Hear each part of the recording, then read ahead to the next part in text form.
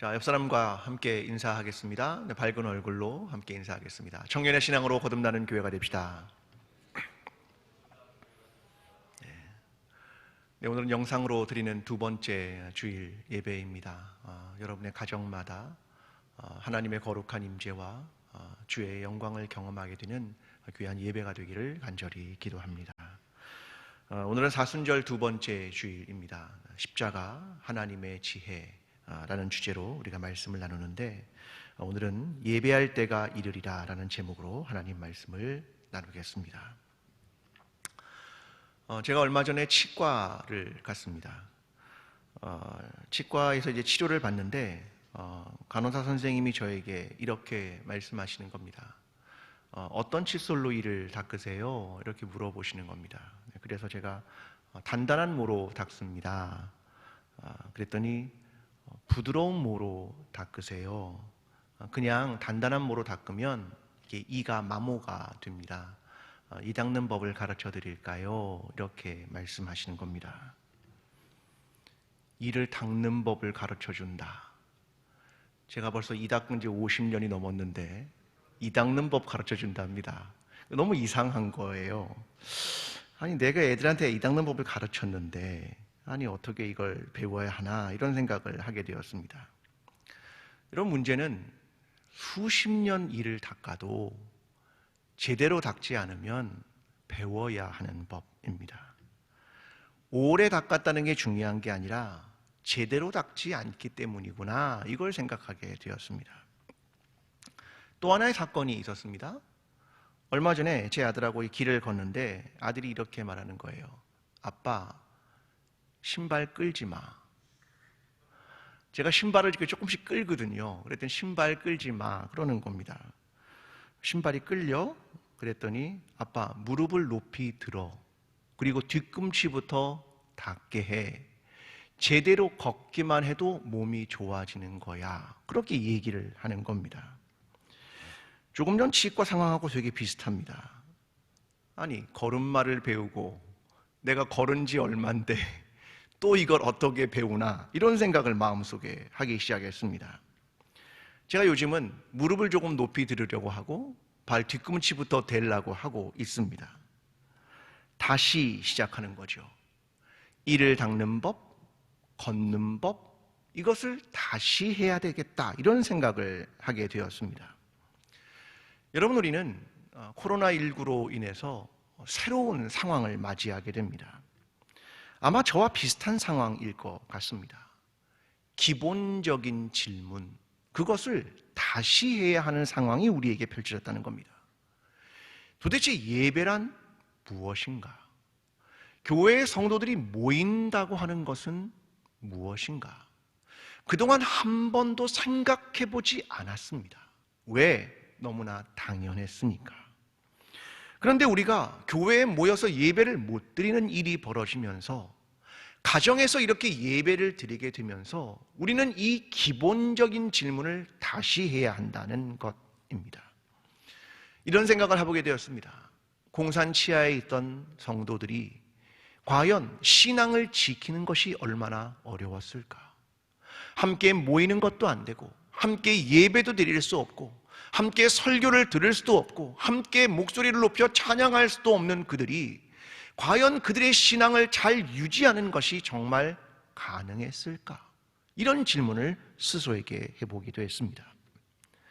오늘은 그 기본적인 질문, 성도의 모임 그리고 예배란 무엇인가에 대한 이야기를 여러분과 함께 나누고 싶습니다. 오늘 본문은 예배라는 단어가 신약성서에 처음 등장하는 본문입니다. 예수님께서 수가라는 사마리아 성에 들어가셨습니다. 거기서 우물가에서 한 사마리아 여인을 만나게 됩니다. 제자들은 먹을 것을 구하기 위해 다른 곳으로 갔고 말입니다. 예수님은 사마리아 여자에게 물을 달라고 말씀하십니다. 그런데 이 여자가 듣기엔 너무 이상한 것이었습니다. 아니, 유대인이 사마리아인에게 물을 달라라고 요청하는 것이 이상했습니다. 왜냐하면 유대인은 사마리아인과 상종하지 않았기 때문입니다. 예수님은 이렇게 말씀하십니다. 내가 누군지를 알았다면 나에게 물을 달라고 했을 것이다. 나는 영원히 목마르지 않는 물을 줄 수 있다. 그때 그 여인은 나에게 그 물을 달라고 이야기합니다. 근데 주님은 그 여인에게 뜬금없이 이렇게 말씀하십니다. 내 남편을 불러오라. 그녀는 그 상황을 듣고 그가 선지자인 걸 알았습니다. 내 상황을 어떻게 다 알고 있단 말일까? 그러면서 그 여인은 질문 하나를 합니다. 우리 조상들은 이 산에서 예배를 하였는데 당신들은 예배할 곳이 예루살렘에 있다고 합니다. 주님은 대답하십니다. 이 산에서도 말고 예루살렘에서도 말하라. 나는 너희에게 아버지께 예배할 때가 이를 것이다 말씀하시면서 영과 진리로 예배할 것이 올 것이라고 말씀하신다. 이것이 본문 전체의 내용입니다. 우리는 이 여인이 했던 예배가 무엇인가 라고 하는 그 기본적인 질문, 그것이 무엇인가를 생각해 보려고 합니다. 최근에 이어령 씨가 쓴 책이 한 권 나왔습니다. 제목은 한국인 이야기라고 하는 책입니다. 한국인은 누구인가? 거기에 대한 이야기를 우리에게 들려줍니다. 자, 한국인은 누구인가에 대한 이야기를 하면서 처음에 이런 이야기를 합니다. 우리는 어릴 때 할머니에게 이야기를 들으며 자란 사람들입니다. 그게 한국인입니다. 근데 우리가 공통적으로 모두가 들었던 이야기가 있다는 거죠. 이 이야기입니다. 꼬부랑 할머니가 꼬부랑 고갯길을 꼬부랑 걸어가고 있네. 그 할머니의 지팡이는 꼬부랑 지팡이. 이런 이야기를 계속 듣는다는 겁니다. 꼬부랑 왜일까? 한 번도 생각해 본 적이 없습니다. 또 얘기해 볼까요? 이런 얘기를 합니다. 우리나라를 대표하는 노래를 하나 말하라면 어떤 노래를 말씀하십니까? 아리랑. 그렇죠? 아리랑, 쓰리랑. 우리는 나와 너라는 말보다 어떤 말을 먼저 배웠냐면 나랑 너랑. 모두 다 뭐로 끝납니까? 꼬부랑, 나랑 너랑, 아리랑. 모두 뭘로 끝납니까? 랑. 아, 어릴 때부터 배웠구나. 근데 이게 무슨 뜻인데요? 모릅니다. 한 번도 생각해 본 적이 없습니다. 왜? 너무나 당연하니까. 여러분, 이거하고 똑같은 이야기입니다. 예배란 무엇일까? 매주일 드리면 되는 것일까? 주일의 11시는 다른 데 시간과 다른 의미가 있는가? 그동안 한 번도 질문해 보지 않았습니다. 이제 주일에 모이지 못하는 우리가 이 기본적인 질문을 정말로 해보려고 하는 것입니다. 자, 오늘 보면 16절에서 18절까지의 말씀을 먼저 보겠습니다. 제가 말씀을 읽습니다. 이르시되 가서 내 남편을 불러오라. 여자가 대답하여 이르되 나는 남편이 없나이다. 예수께서 이르시되 내가 남편이 없다 하는 말이 옳도다. 너에게 남편 5이 있었고 지금 있는 자도 내 남편이 아니니 내 말이 참되도다. 예수님의 질문은 너무나 뜬금없습니다. 남편을 불러와라. 근데 여인이 말합니다. 난 남편이 없습니다. 그때 주님은 이렇게 말합니다. 그래, 이전에 남편이 5이 있었고 지금 있는 6째 남편도 너의 남편이 아니다. 주님은 알고 있었습니다. 주님은 이렇게 말하는 겁니다.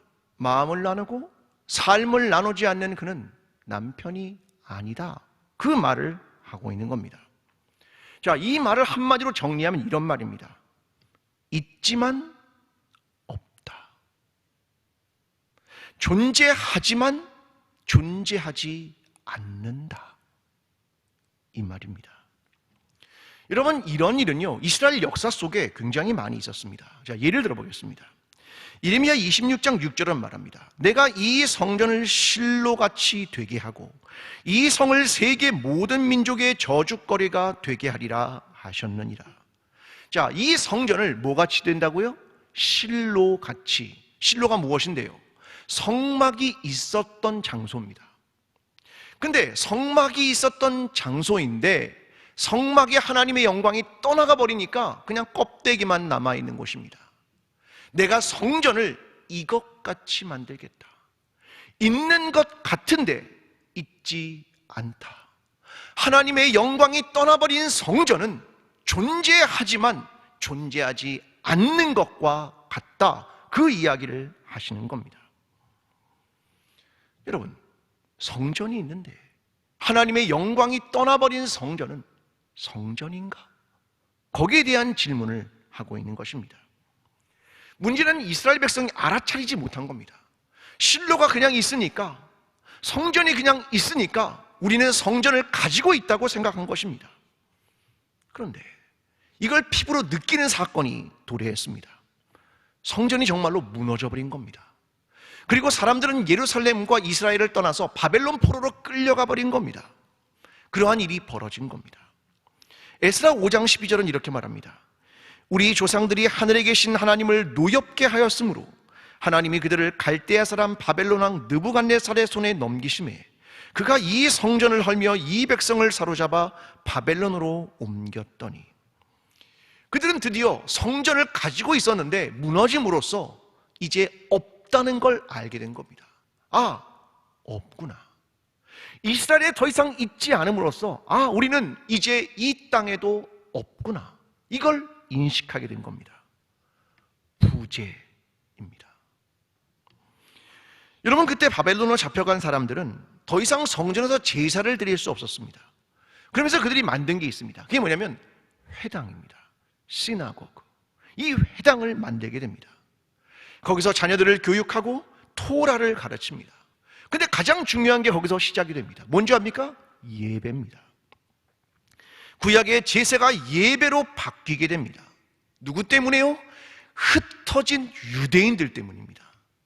그들은 흩어졌지만 구별된 삶을 보존하고 싶었고 하나님을 끊임없이 접하고 싶었습니다. 그래서 뭘 한 줄 압니까? 말씀을 낭독하고 그것을 해설했습니다. 이게 설교의 시작입니다. 그들은 거기서 찬송하고 기도했습니다. 이게 예배의 시작입니다. 이후에 신약에 와서 예수님의 마지막 제자들과의 성만찬, 이것이 더해지면서 오늘날의 예배의 형태와 요소가 이루어지기 시작한 것입니다.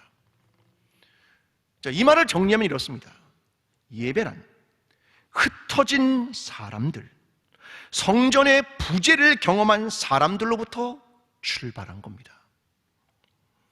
우리는 부재의 순간 당황해서는 안 됩니다. 없다. 그럴 때 뭘 생각하는 거냐면 본질은 무엇이었을까? 그 질문을 해야 한다는 겁니다. 성전의 핵심이 무엇입니까? 하나님의 영광, 하나님의 임재, 이것입니다. 오늘 우리는 모여서 예배를 드릴 수가 없습니다. 모두 다 각 가정에 흩어져서 예배를 드릴 수밖에 없습니다. 그때 우리는 뭘 생각해야 합니까? 본질이 무엇이었을까? 예배란 하나님의 영광과 하나님의 임재가 빠져버린 예배란 예배를 드려도 아무것도 아니었다. 그러나 흩어져 예배를 드리지만 하나님의 임재와 하나님의 영광이 머문다면 그것은 예배이다. 이것을 기억하는 겁니다. 우리는 흩어져 있지만 예수 그리스도의 삶과 십자가와 부활을 기억합니다. 흩어진 모든 성도 여러분, 우리는 지금 모일 수 없지만 우리의 삶의 자리에서 예배하며 하나님의 영광을 경험하며 예수 그리스도를 주로 고백하는 본질에 흔들림이 없는 하나님의 백성들, 예배하는 사람들이 되기를 간절히 기도합니다. 오늘 사마리아 여인의 질문이 이제 시작됩니다. 20절 말씀입니다. 우리 조상들은 이 산에서 예배하였는데 당신들의 말은 예배할 곳이 예루살렘에 있다 하더이다. 예수님의 이 질문에 대한 답변을 하십니다. 21절. 예수께서 이르시되 여자여 내 말을 믿으라. 이 산에서도 말고 예루살렘에서도 말고 너희가 아버지께 예배할 때가 이르리라. 이 사마리아 여인의 질문은 이것입니다. 우리 사마리아 사람들은 그리심산에 가서 예배를 드리라고 합니다. 이렇게 말하죠. 이 그리심산은 축복의 산입니다. 저주와 축복으로 이스라엘 백성을 나눠놓고 할 때 축복의 산이 그리심산이었죠. 그래서 사마리아 전통은 그리심산에서 예배를 드리십시오, 이것이 전통입니다. 그런데 유대인들은 예루살렘이 중심이었죠. 거기에 성전이 있었습니다. 다윗의 언약으로부터 기초하게 되었죠. 그래서 그들은 예루살렘에서 예배를 합니다, 이렇게 말하는 거죠. 유대인들은 예루살렘에서, 사마리아인은 그리심산에서 예배를 하라고 합니다. 그런데 이 여인의 질문은 이겁니다. 도대체 어디서 예배를 드려야 합니까? 이게 장소에 대한 질문 아닙니까? 주님의 대답은 이것입니다. 이 산에서도 말고 예루살렘에서도 말고 장소에 대한 논의가 아니다. 둘 다 아니다. 그 말씀입니다. 중요한 것은 예배할 때가 이르는 것이다. 때, 시간입니다. 이것은 장소로부터 시간으로의 전환, 이것을 의미하는 것이었습니다. 다시 바벨론 포로기로 돌아가 봅니다. 이스라엘 사람들은 성전이 없었고요. 이미 바벨론으로 끌려갔기 때문에 장소의 개념이 이스라엘 내나 예루살렘이 아니었다는 겁니다. 성막과 성전, 거기서 제사를 드릴 수 없었습니다. 마치 우리가 지금 예배를 교회의 건물이라는 장소에서 예배를 드리지 못하는 것과 똑같은 거죠. 그래서 그들은 새로운 전환을 시작합니다. 이게 뭐냐면 장소로부터 시간으로의 전환을 하는 겁니다. 그게 뭐냐면 안식일이라는 것이었습니다. 아브라함 요수아 헬셀의 안식이라는 책이 있습니다. 자, 이 책에 보면 유대인들의 하나의 표현이 글로 등장합니다. 자, 제가 좀 그 부분을 읽어보겠습니다. 어떤 종교는 거대한 성당이나 사원을 세우지만 우리는 시간 속의 성스러움을 채우려면 다른 감각이 필요하다. 우리는 시간을 성화하기 위해 공간을 정복해야 한다. 이게 아버지가 들려줬던 얘기라는 겁니다. 이제 우리는 이스라엘에 살지 않는다. 그러므로 우리에겐 다른 감각이 필요하다. 그 얘기를 했다는 겁니다. 이걸 이 사람이 이렇게 표현합니다. 시간의 건축술. 아주 좋은 표현입니다. 시간의 궁전, 시간의 성소, 이런 표현을 사용하기 시작합니다. 이게 뭐냐면 안식일입니다. 우리는 이제 장소에 머물 수 없기 때문에 안식일이라는 이 하루의 시간을 하나님께 거룩하게 드립니다. 이것이 안식일이었습니다. 근데 원래 이스라엘 백성이 안식일을 귀하게 여겼을까요? 아닙니다. 10계명 중에 제4계명, 안식일을 기억하여 거룩하게 지키라. 그런데 그들은 안식일을 그렇게 소중하게 여기지 않았습니다. 이스라엘에 살 때는 말입니다. 자, 아모스 8장 5절은 이렇게 말합니다.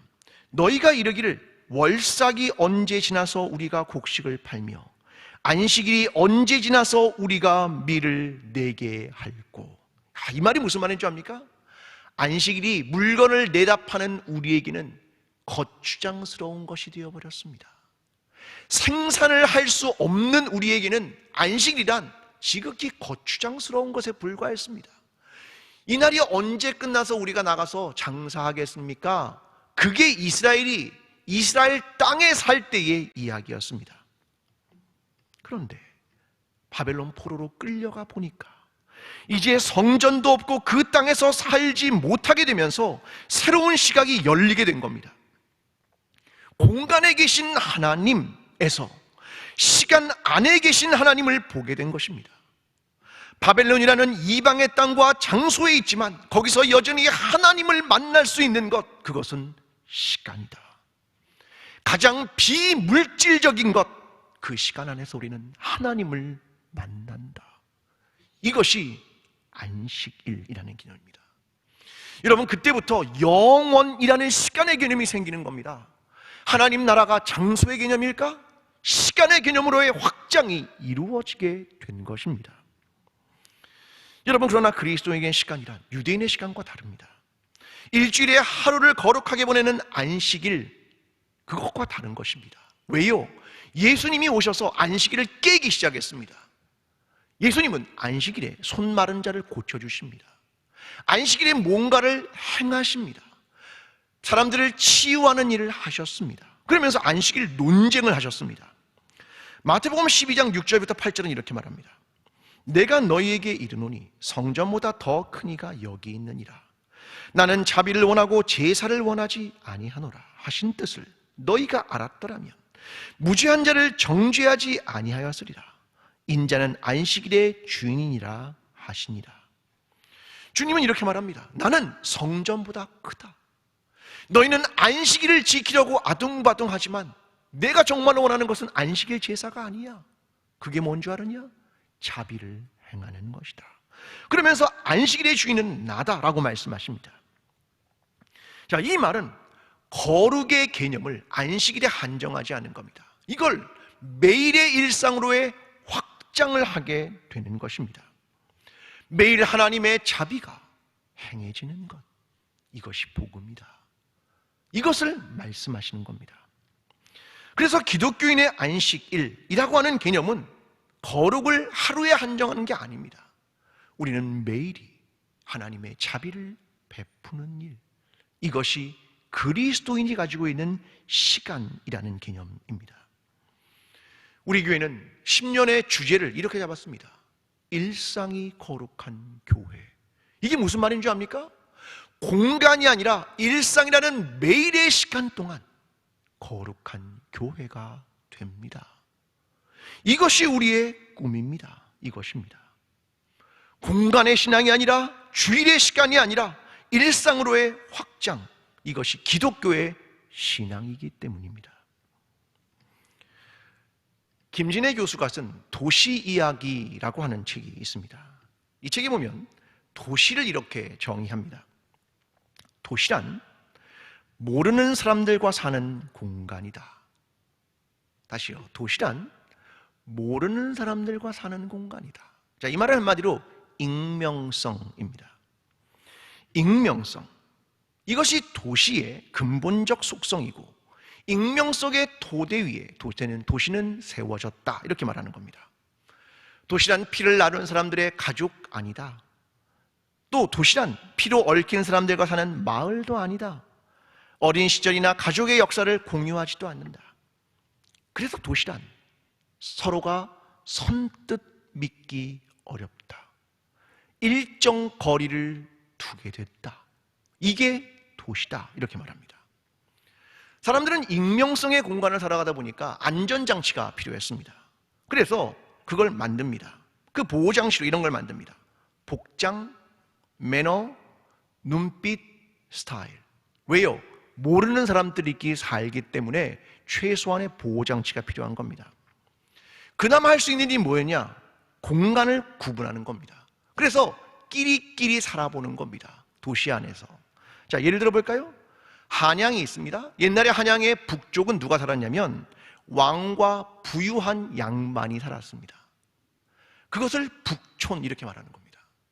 남쪽에 누가 살았냐? 양반인데 가난한 사람들. 그게 남촌입니다. 서쪽에 누가 살았냐?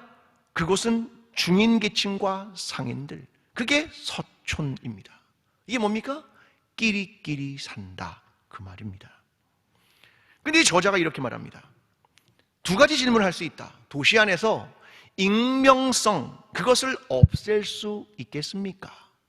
또 하나, 끼리끼리만 살 수 있겠습니까? 저자의 대답은 이겁니다. 둘 다 안 됩니다. 익명성을 없앨 수도 없고 끼리끼리만 살 수도 없는 게 도시입니다, 이 얘기를 합니다. 그러면서 중요한 것이 나타났습니다. 그게 뭐냐면 길입니다. 길. 과거의 길은 다 우리끼리니까 꾸불꾸불해도 됩니다. 왜? 다 아니까. 우린 다 알아. 그러니까 길이 꾸불꾸불해도 문제가 없었습니다. 그런데 익명성이 커지면서 길은 꾸불꾸불하면 안 됩니다. 왜요? 모르는 이방인이나 낯선 사람들이 와도 길을 인지해야 하니까 길이 그때부터 곧바로 펴지기 시작합니다. 그리고 길이 넓어지기 시작한다는 겁니다. 왜요? 신뢰의 문제입니다. 그 도시들이 그때부터 어떤 일이 시작되냐면 익명성이 커지면서 격자 도시가 나타난다, 이렇게 얘기를 합니다. 저와 여러분은 대도시를 살아가는 사람들입니다.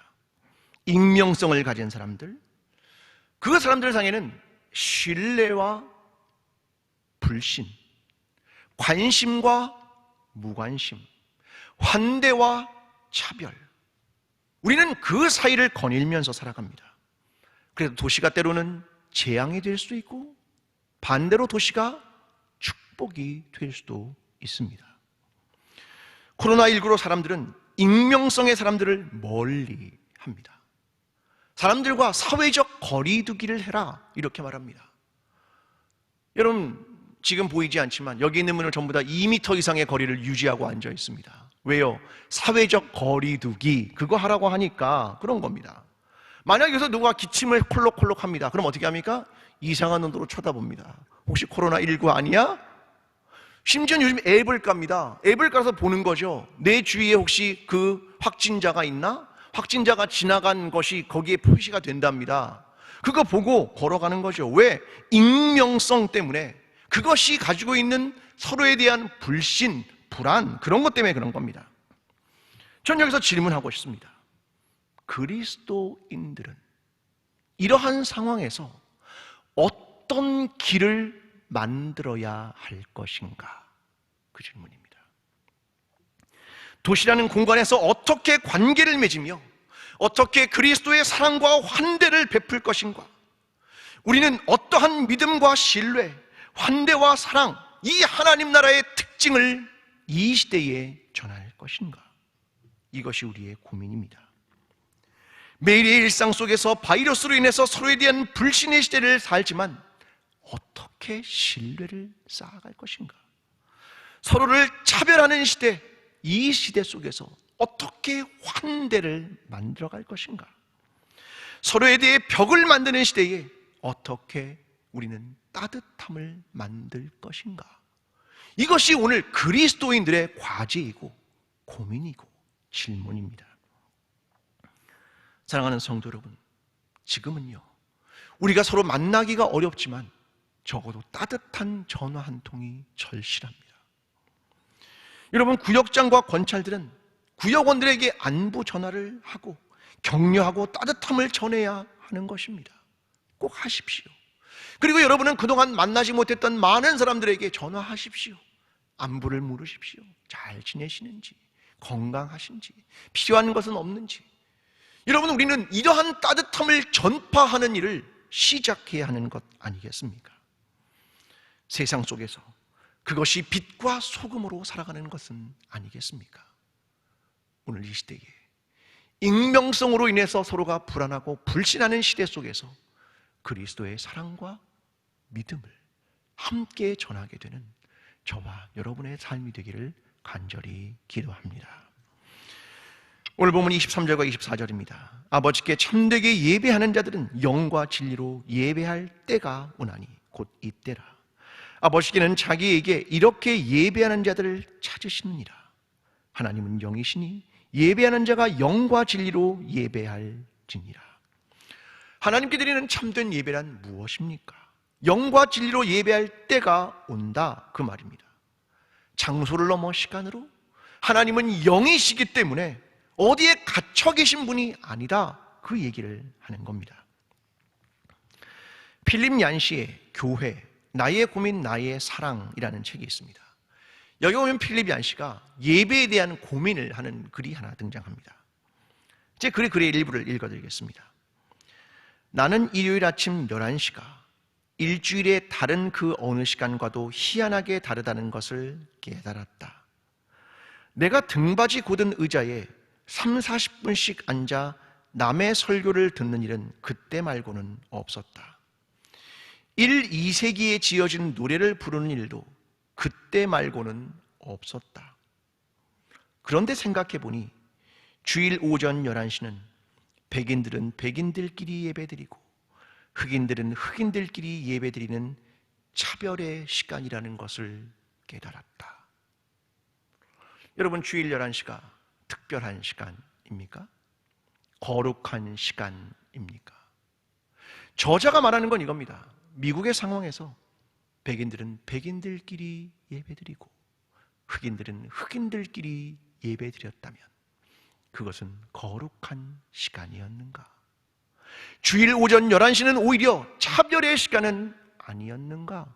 그것에 대한 질문을 던지고 있는 겁니다. 우리는 다시 생각해 봐야 합니다.